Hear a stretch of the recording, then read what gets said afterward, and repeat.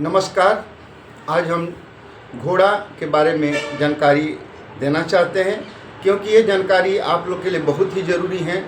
घोड़ा के बारे में जानकारी लेने से पहले हम एक चीज़ को आपको बतला देना चाहते हैं कि घोड़ा आज नहीं, सतयुग, द्वापर, त्रेता और कलयुग सभी युगों में घोड़ा का महत्व बहुत ही ज़्यादा है।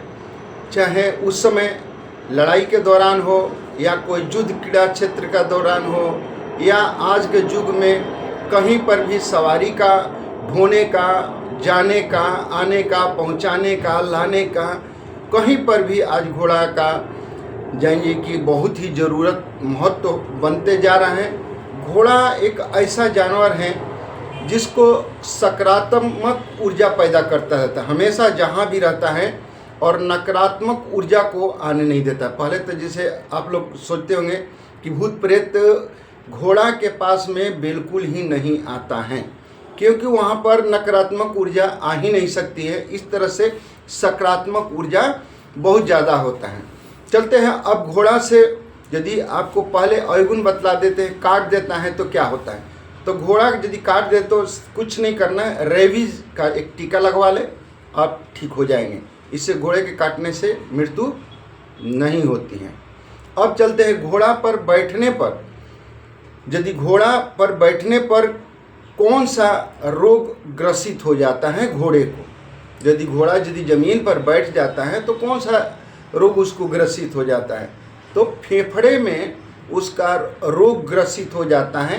सांस लेने में उसको रेस्पिरेटरी जो होता है उसको सांस लेने में बहुत ही दिक्कत होता है। घोड़ा कभी भी बैठता नहीं है, ये भी जान लीजिएगा। 24 घंटे के अंदर में 30 से 40 मिनट तक वो बैठता है, बस इससे ज़्यादा नहीं बैठता। ज़्यादा घोड़ा यदि बैठेगा तो उसको फेफड़े में दिक्कत हो जाएगी और उसको एक बार बैठ गया घोड़ा, चाहे घोड़े के पाँव में दर्द एक बार हो गया तो बड़ी मुश्किल से ठीक होता है। इसलिए घोड़ा हमेशा 4 पाँव पर रहता है और 4 पाँव पर ही वो सो जाता है।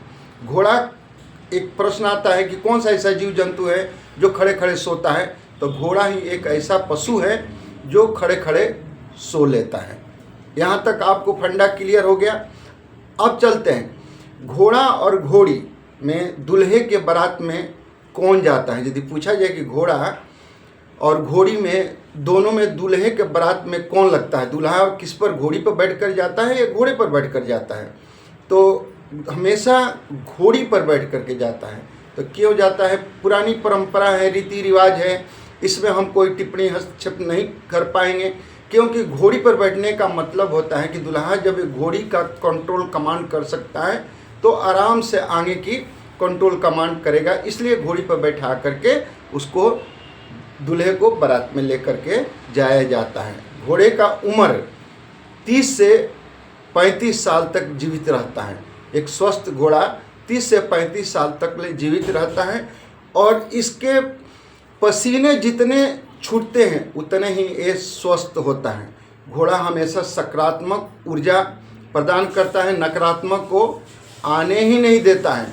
घोड़ा हमारे ज़िंदगी में बहुत ही महत्वपूर्ण है। बहुत लोग घोड़ा पालते हैं, वो देखना जो घोड़सवार होते हैं बहुत ही स्वस्थ होते हैं। घोड़ा से हमेशा बार बार कहते जा रहे हैं और कहेंगे कि सकारात्मक ऊर्जा प्रदान करता है, आपको स्वस्थ रखता है घोड़ा।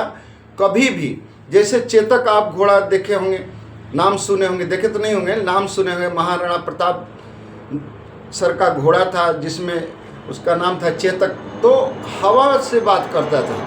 वो नदी नाला को भी टपने में उसको बिल्कुल नहीं हिचकिचाहट होती थी, नदी नाला भी टप जाता था। तो बोलते थे घोड़ा उड़ता है, तो उड़ने के समान ही वो इतना स्पीड में चलता था। आज के घोड़े में 60 और 65 किलोमीटर के स्पीड से दौड़ता है, लेकिन उस समय का घोड़ा 200 से 250 किलोमीटर की स्पीड से दौड़ता है। इसीलिए घोड़े का हॉर्स पावर कहा गया है। कोई भी चाहे रेल का इंजन बनाया हो, ट्रक का हो या मारुति का हो या जो कोई भी गाड़ी हो, मोटरसाइकिल हो, सबको हॉर्स पावर माने, हॉर्स माने घोड़ा होता है, घोड़ा का पावर से उसको दर्शाया गया है।